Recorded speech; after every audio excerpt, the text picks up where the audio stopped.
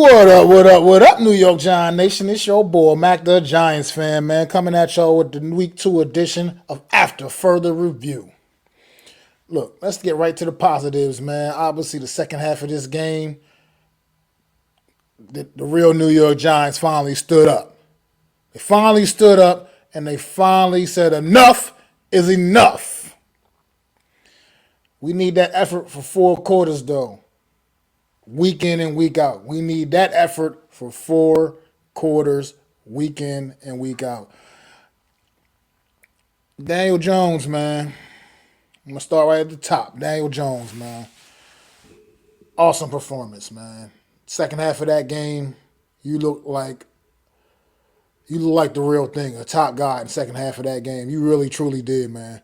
You were making plays. You were flinging it all over the place, and you were a huge part of that comeback, of why we were able to make that a miraculous comeback in the second half of this football game yesterday against the Arizona Cardinals.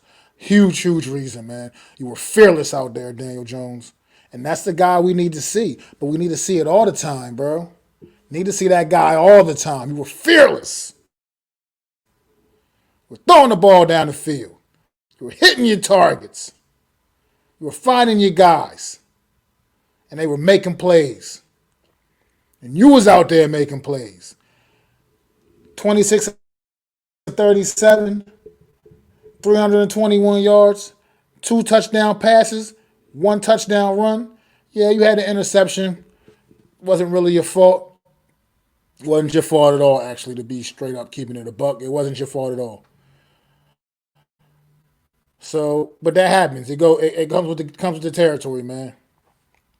But Daniel Jones, great performance, man. I know I went on the record last week and kind of just calling you that average guy, and you're not really a top tier guy in my opinion. And I kind of still feel that way. But it's not because of the physical things that you bring to the table on the field. You clearly had the physical tools, just as like any other elite guys. You have the physical tools. You just lack some of the intangibles that some of the top guys have, in my opinion.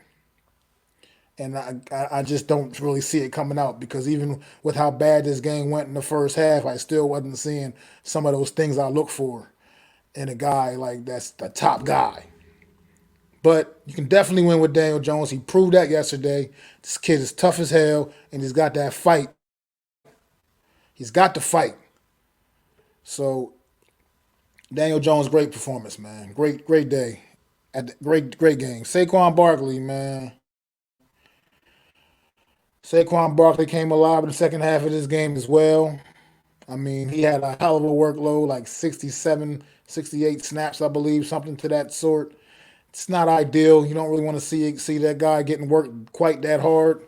And then we also see the result of it, man. Late in that game, honestly, right late at the end of that game.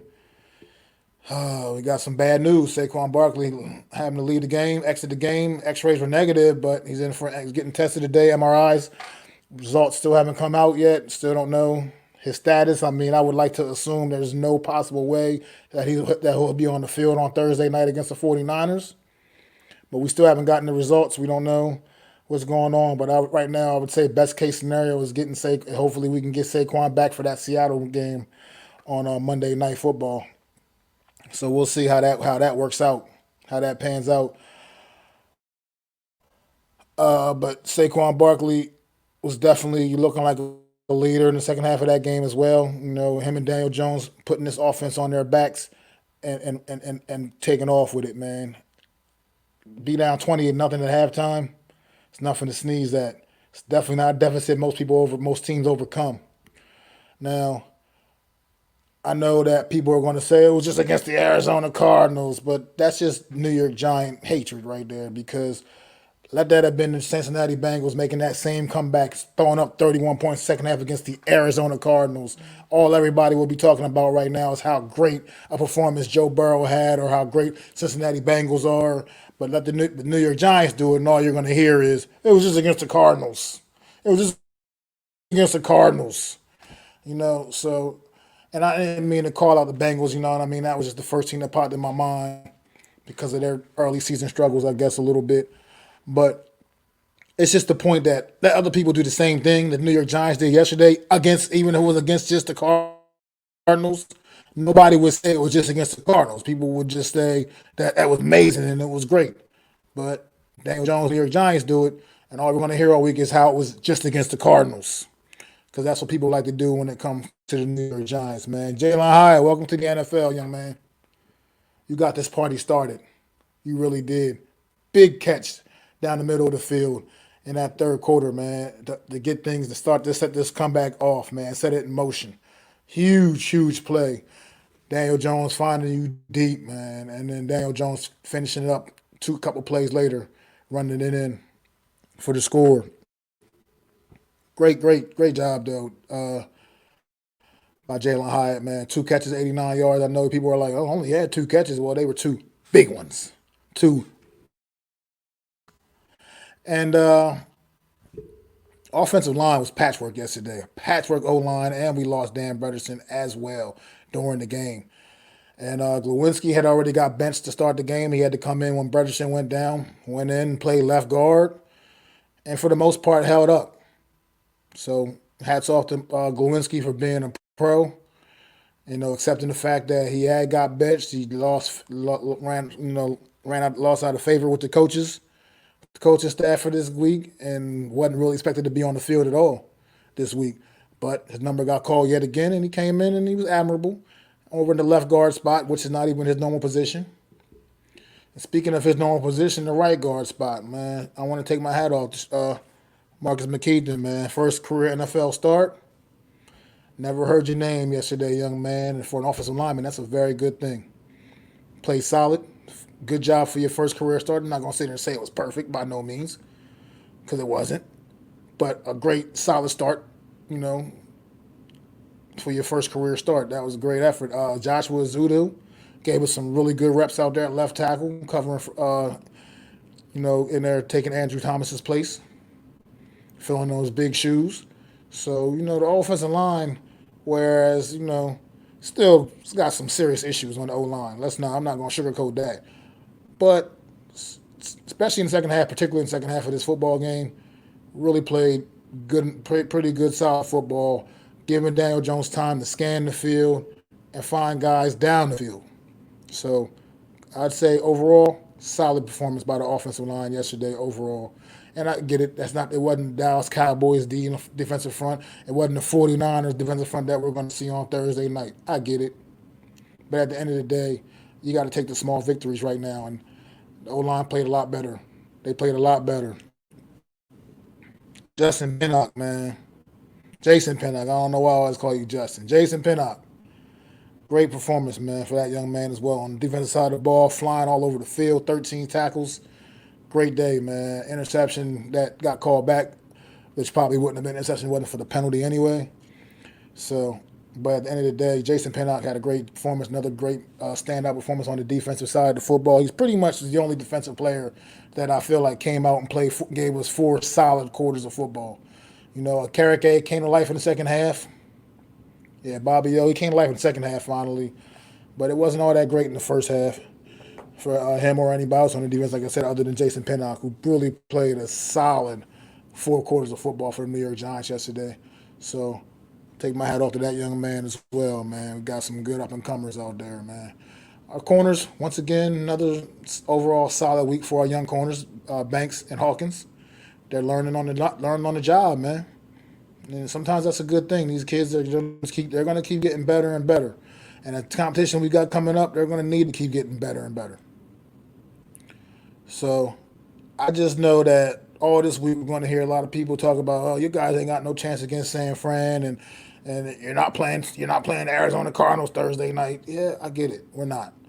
But at the end of the day, this team showed me enough heart that I hope we can go out there and at the very least be competitive with a team that is significantly better than us on Thursday night in the 49ers.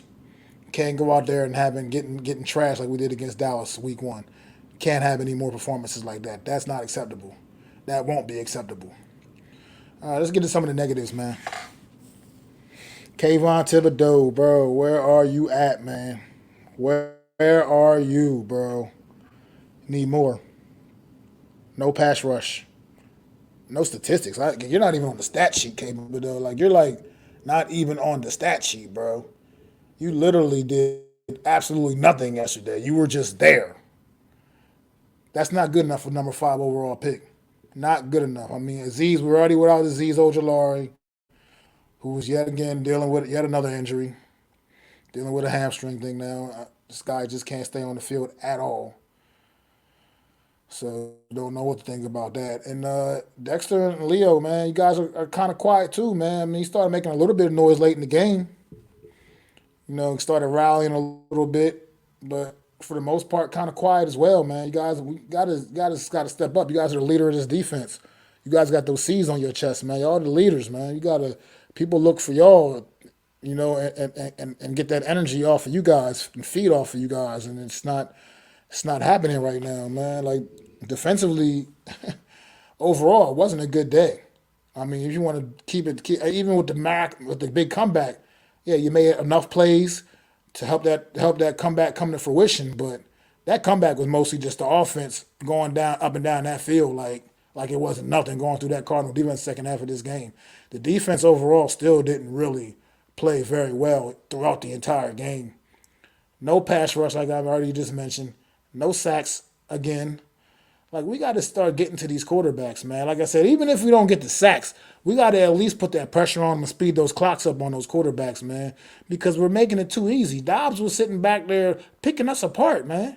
I think my guy Adam Costa said it the best. It was like he was reading War and Peace back there, just chilling, man. Like do do do do do do. Do, do, do, do, do, do. Like, I mean, and can you cover the middle of the field for Christ's sakes? Why are tight ends continuously killing this defense?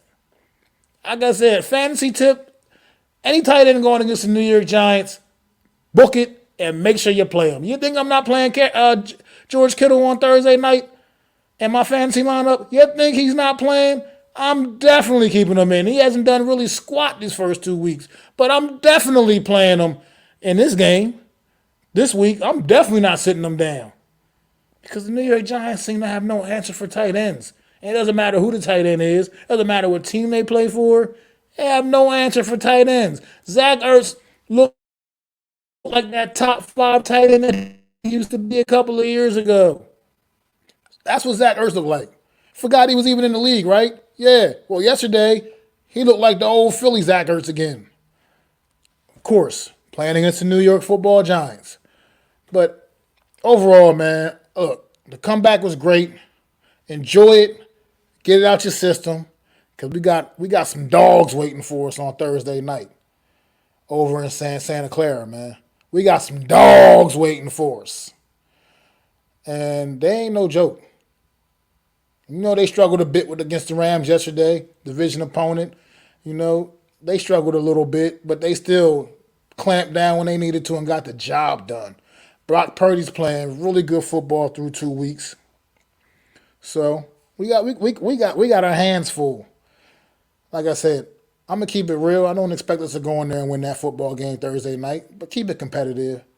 Play with some damn pride. Be fearless like you were.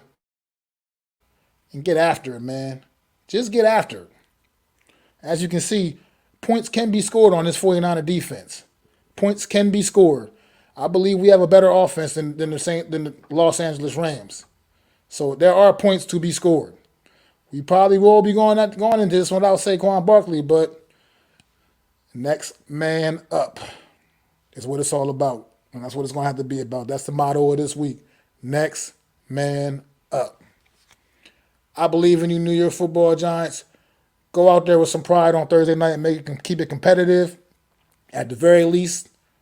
But hey, if we can get that W, that's the kind of win that puts this team back on the map and lets people know that this team is maybe for real. And maybe that week 1 against Dallas was just an anomaly. Not to say that we're as good as Dallas, but at the end of the day, the way they trashed us, there's no way we're not that much worse than Dallas either.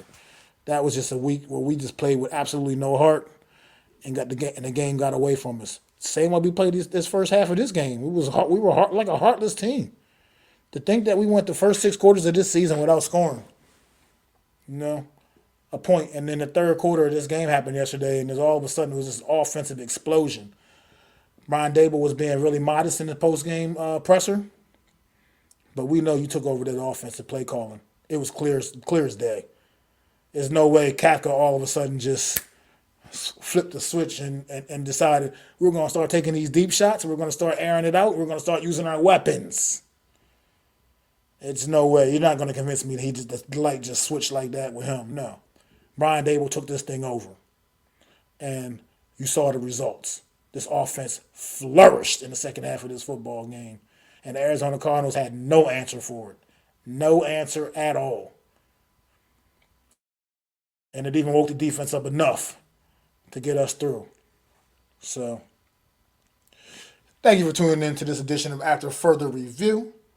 It is your boy Mac the Giants fan, and make sure y'all tune in Wednesday night for the True Blue Preview. Week 3 edition. New York Giants traveling to San Fran to take on them 49ers, baby. It's coming your way. And then definitely make sure y'all tune in immediately following the game to the True Blue Aftermath live. It's your boy Mac the Giants fan, man. Definitely make sure y'all sub up. Hit that like button for me too. I really appreciate it. It costs you not one red cent. And it's your boy Mac the Giants fan. I'd like to thank you all for listening.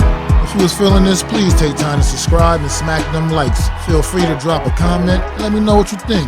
Don't forget to ring that bell so you know when I'm dropping new content. It's your boy, Mac the Giants fan. You can find me on Twitter, YouTube, and Facebook at Mac the Giants fan. That's MacDa Giants fan.